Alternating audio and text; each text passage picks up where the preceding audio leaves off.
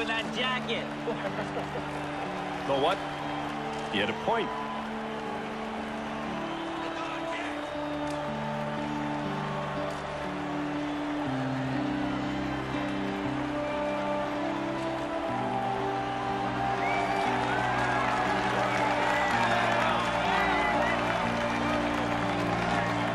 What's he got there? What's he holding up? They're grapes. Little plastic grapes. And now you know the nickname. Jared Keeso is here. You saw him in that clip. Wrath of Grapes, the Don Cherry story 2. You've met him before. How are you? Oh, very well, very well. Good, thanks for coming. Thanks for having me on. I appreciate it. We had you on last time. God, I have trouble separating you from that. You did such a good job as Don Cherry, and I know we told you that before. But once again, what was it like for you doing this? Oh, it was awesome. I grew up playing hockey myself. I played since I was about 4 in my hometown of Listowel, Ontario, and then I rode the buses, not in the minors, but in junior hockey, 3 different towns I played, and did a bit of scrapping here and there too. So it was, You don't look like you could fight. How did this whole thing get started for you? I mean, because it's been, how long have you been involved now? Almost 3 years? Yeah. It was 2 years, the casting process, actually. It just took so long for them to hammer that down, but finally after 3 different auditions in 3 different cities in 2 countries. So what pressure did that put on you? I mean, they obviously needed, you do a fantastic job as Don Cherry, but obviously they were really trying to pinpoint somebody amazing to take on this role. So after all of that process, does it put extra pressure on you that it wasn't easy for them? Yeah, sure. I mean, after the really long wait, I wouldn't have been able to handle how disappointing it would be if they didn't give me the role after all that. But once they cast me in the part, there's really no looking back. When you're going to play a guy like Don Cherry, there's just no room for nerves. And did you know like it was going to be sort of a two-parter? Because, of course, I mean, it was a massive hit when it aired. Well over 1 million people watched the first edition of, the story of Don Cherry, and now we're on to the second. Did you have any idea the second was? No, the sequel was a completely separate entity. We didn't know that was going to come, but based on the success of the first, the CBC got the wheels in motion pretty quickly. So you've been playing Don Cherry for a very long time. Have you found as an actor that you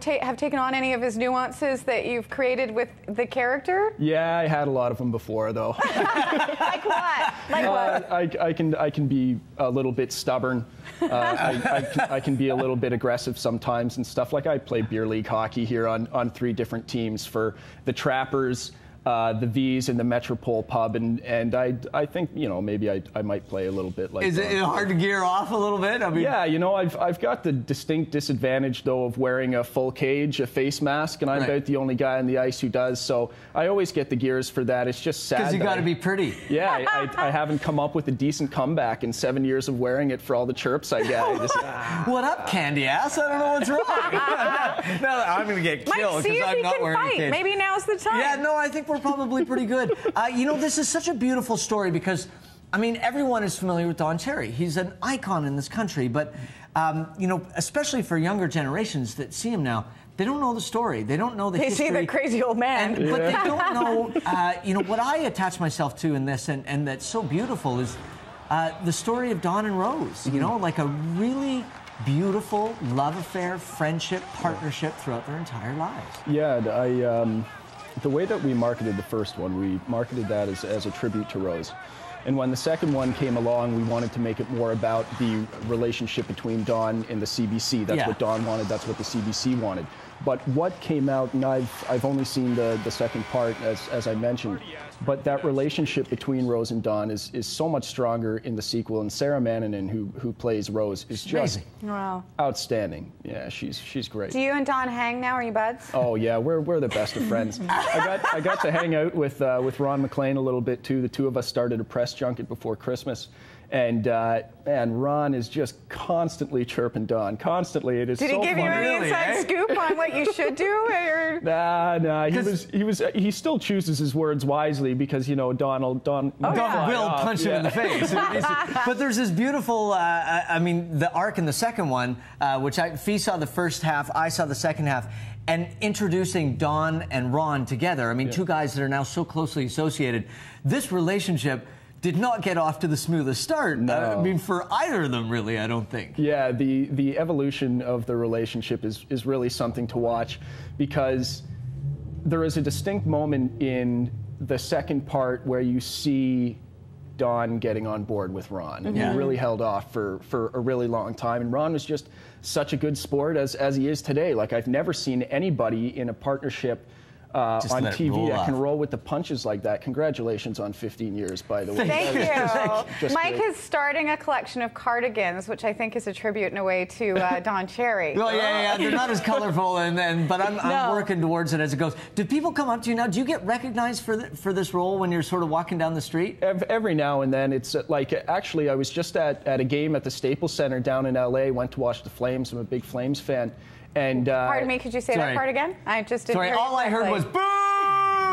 That said, very excited about Zach Kassian in Vancouver. He's gonna do great things. Great save there. For everybody who's upset about Hodgson leaving, you watch Kassian. He's going to be a good player. So what happened in LA? Well, I had a couple guys, or a few guys there who were coaching some kids in the city come up to me, and they recognized me and my buddy, who's on a show called Less Than Kind, Ben Arthur. And they talked to us. They talked to us for a little bit, and they were doing impersonations of the movie. Oh, that's funny. See, I was going to ask whether everybody now does their Don Cherry for you, as you sort of, as they know. You have one. Come on. No, I'm not going to embarrass myself. Do you find that you watch hockey differently? Of course, you play hockey and obviously love the game, but now that you've been Don Cherry for so long, do you watch it a little differently? I've always watched tons and tons of hockey. I've always been pretty set in my ways and my views on the game and stuff. But just this year, I finally bit and got the NHL Center Ice package, and that's up there with my dog in my truck as the best money I've ever spent. Good Canadian kid. It's awesome.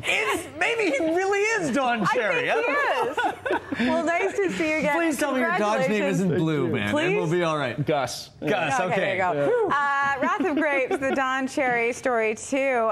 You can check it out. Of course, it's going to be a big two-part event on CBC March 4th and 11th at 8 o'clock. Don't miss it. It is such a great piece of hockey history, and covers everything from his move off the ice to coaching, and from coaching, of course, into the broadcast booth, and his friendship with Ron MacLean and his love affair with his beautiful wife, Rose. So thanks, Darren. Thanks for having me on. Good day again. See, there you go. Well done. There it is. We're going to take a break and we're